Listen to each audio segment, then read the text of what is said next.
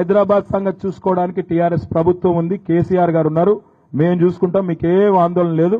చంద్రబాబు నాయుడు గారిని చూసుకుంటాం, మిమ్మల్ని కూడా చూసుకుంటాం. కేటీఆర్ గారు ఈరోజు ప్రెస్ కాన్ఫరెన్స్ లో స్టేట్మెంట్ ఇచ్చారు. నేను హైదరాబాద్ లో గెస్ట్ అంటాను, స్టేట్ గెస్ట్. హైదరాబాద్ కేటీఆర్ గారికి వదిలేయాలంటాను నేను. అయ్యా నీ అబ్బ కాదుగా హైదరాబాద్